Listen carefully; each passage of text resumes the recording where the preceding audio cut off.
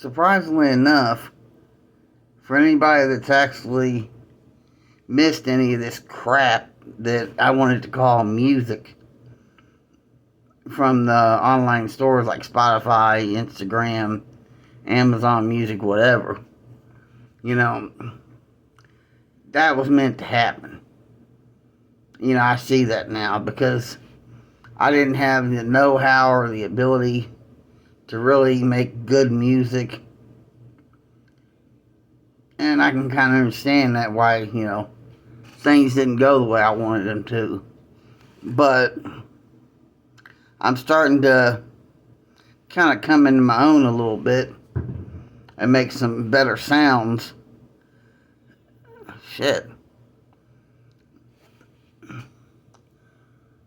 And I've been hustling like the last 6 months trying to make some really good beats.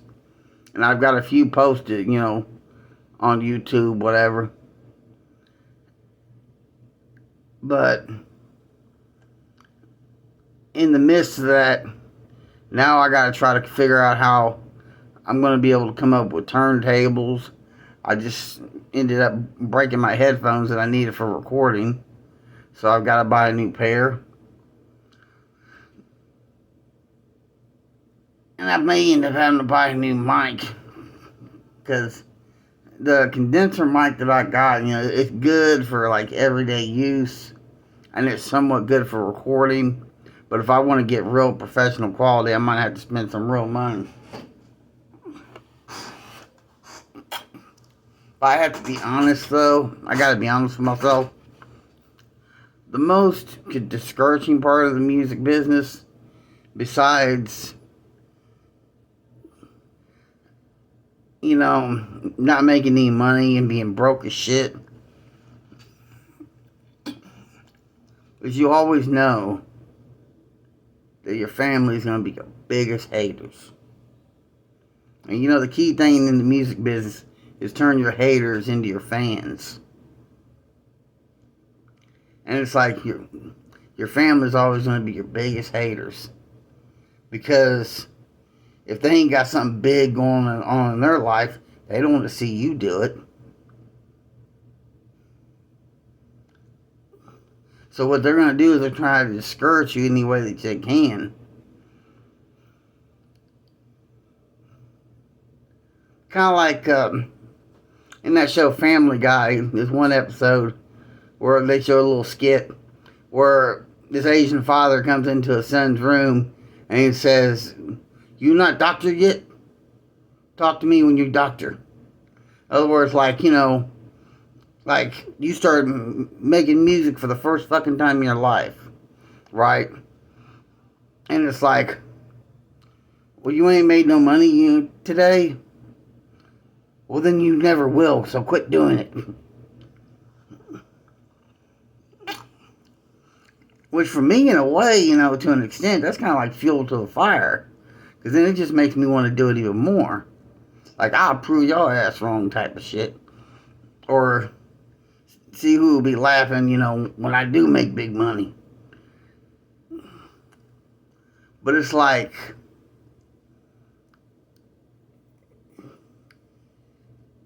you kind of look to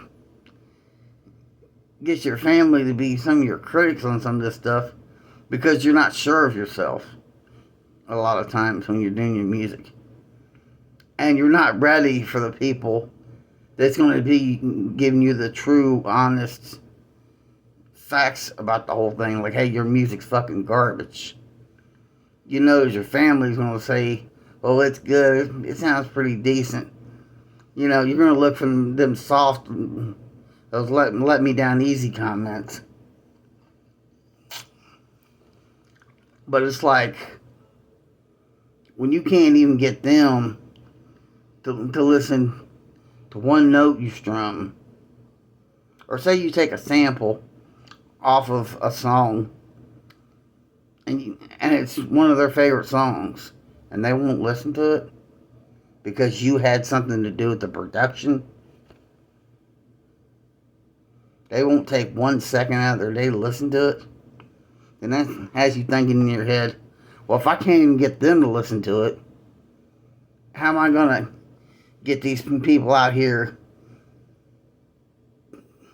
that don't know who the fuck I am or if I even really exist to listen to this shit when there's so many other options out there?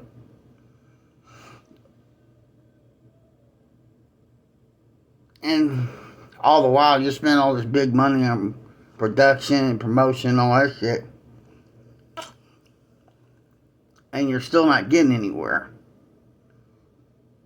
So it's like, if I can't get these motherfuckers that's supposed to claim to love me to listen to this shit for 1 second, how am I going to get somebody else to listen to it for 3 minutes or 4 minutes or whatever the length of song may be? That's why it's very important to get the people that you know ain't gonna like what you're doing to listen to it. Because when that melody starts playing, fuck the loud ass drums. Because a lot of people don't like rap, and I can understand that. But loud ass drums aside, when that melody starts playing, anybody can catch a tune and still kind of be feeling this shit. But if you can't get them to take 1 second out of their day just because they love you to give you that sense of pride, like, hey, you did good, man, that shit's fire, or, whatever they may say, or the shit's just trash, then how can you expect anybody else to even pay you any mind at all that's never met you? They don't know nothing about you.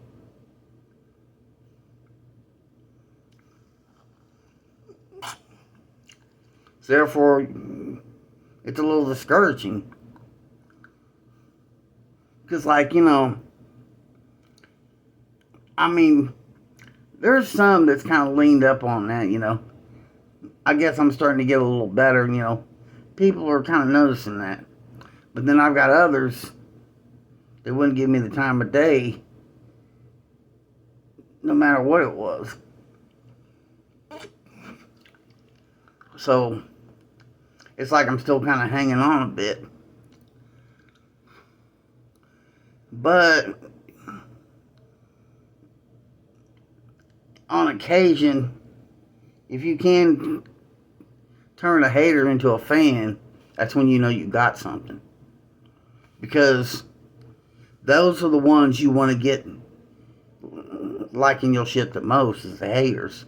The ones that right off the bat, as soon as you upload something to Spotify, YouTube, whatever it may be, it's going to talk shit about it.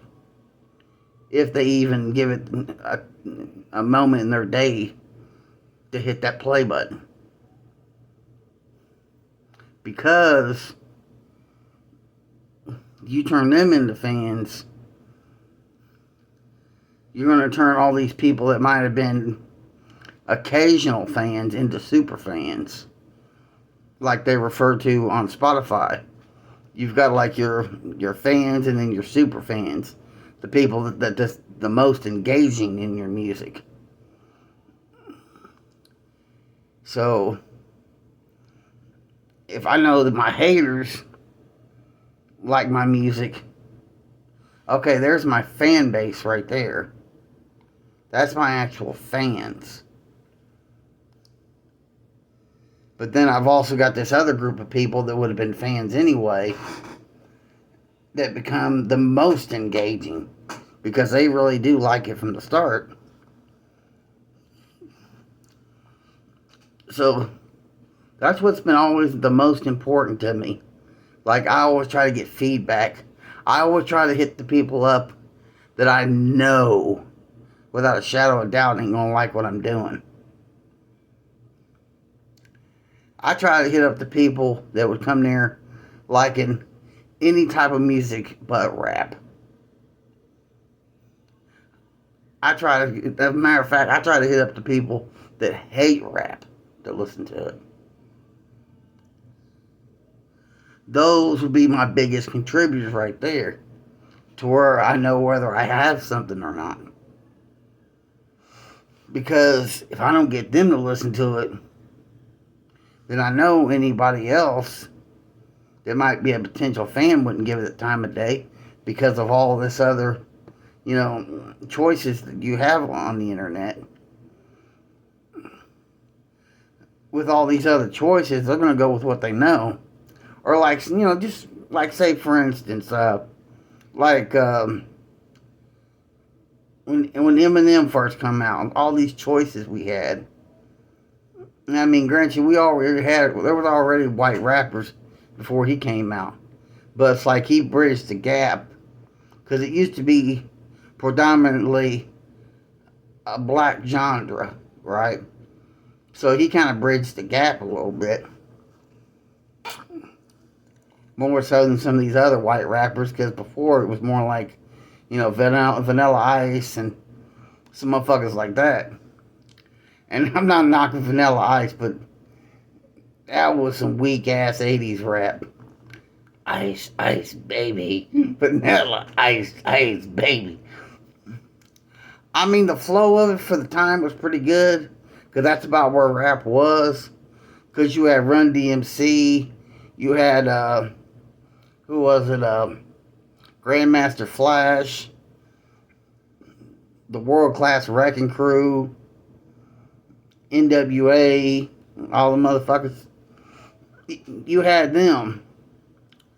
So that's kind of like where rap was right then. But now that it's evolved and advanced, from what it was, you put some of them same motherfuckers out there today, probably wouldn't even make it. They'd be underground rappers for real, for life. But the genre at the time, that was the hottest shit in the world. It was their time frame is what made them successful. NWA, Tupac, Biggie, Bone Thugs and Harmony, all the rappers of old. It was their time frame is what made them big. It's like they say, you got to go with the times, which is true. And I mean, even though I'm like an old school type, I like all them old school beats. And I mean, I can kind of vibe with some of this new shit, that, a real raw sounding super bass 808s and shit. I mean, I can kind of vibe with some of it. Just like I kind of vibed a little bit with some of this country rap shit. Just like you got these cats from Mako Music, who was it? Savannah Dexter. Who else? Trap House Coda. That's just Mako Music. I personally like what was her name? Sarah Ross. That was another good one. But I guess she's with another record label. I mean, you got a lot of good country rappers now. I don't know a lot of them because I just kind of started, venturing into that genre. But I mean, there's so much talent out there. That's why a lot of rappers these days are indie artists. And that's why you got all these subcontract fucking industry labels. And that's why there's so many different labels popping up these days that nobody's even fucking heard of. Because naturally, they probably all branch off of Jive and Interscope and shit.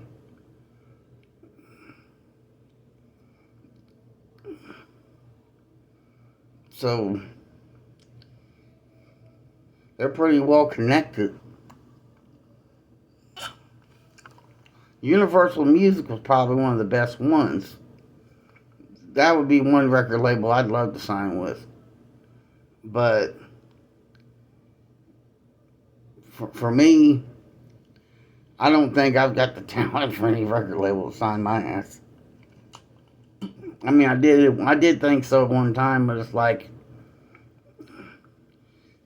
you could stick your finger in a light socket and think a few times, well, I'm not going to get shocked. Then you fuck up and find out you do every time. Yeah, same old shit.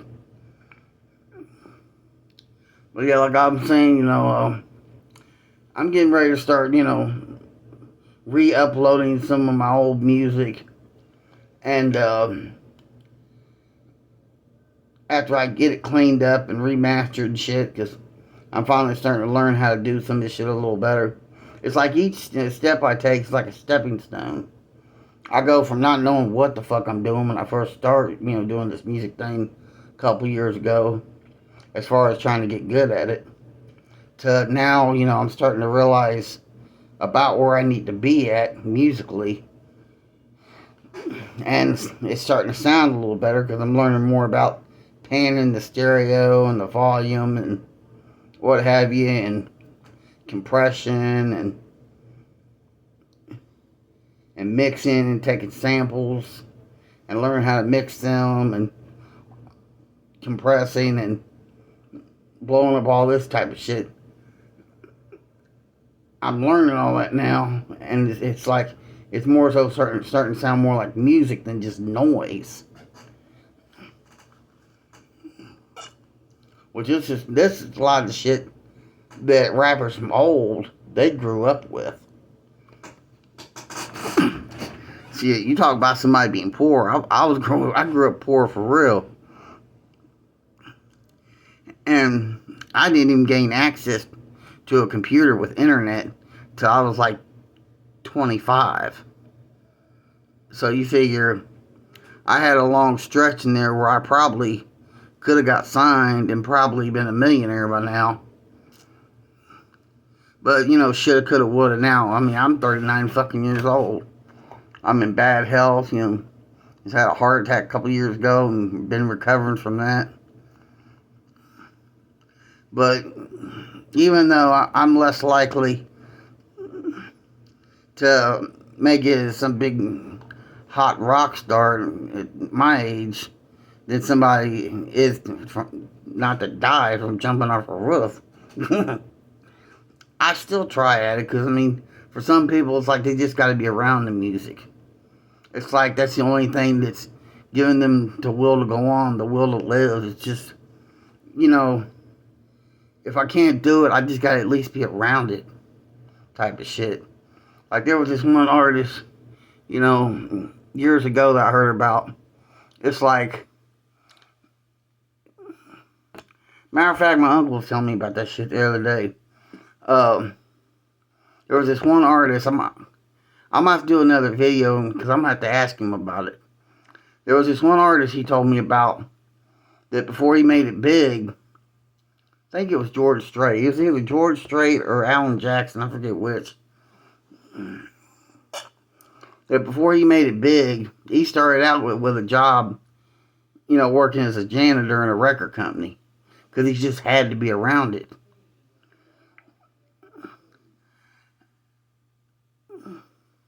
But that's how it works for some people.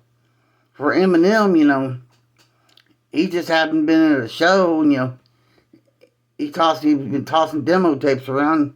He just happened to be at a show, tossed a demo tape to just some random person. Turned out to be one of these big hot shots for a record company. Boom bang, Dre got to listen to it. Flew him out to LA. That's the way shit happens for people. Just straight out of luck. Sometimes luck falls in your favor, sometimes it doesn't. But just because, you start something one day and it don't happen the next, don't mean you quit. Like people always keep telling me, I kind of blow it off, but I still take heed to it a little bit. They always tell me, keep hustling, keep grinding. And that's true, because if you give up, you're always in there thinking of the what is, what could have been. At least if you keep trying and you keep failing, you'll know at some point, there was no chance in it. But you'll never know whether there's no chance in something if you try for a little bit and then you fail and just like, oh, fuck it, I just ain't gonna get nowhere. I started to think like that for a while. And that definitely wouldn't have got me nowhere. It wouldn't even got me to the point where I'm at now. Even though it's pretty much nowhere, I've at least got the knowledge to do some of these things. So if I wanted to, I probably could get a job in a record company. But just have to see how the ball bounces. If it's in my favor, okay. If not, okay. Otherwise, it's like the lotto. Odds are you'll have fun. Odds are you'll go broke, you mean. I'm going to end this video. Peace.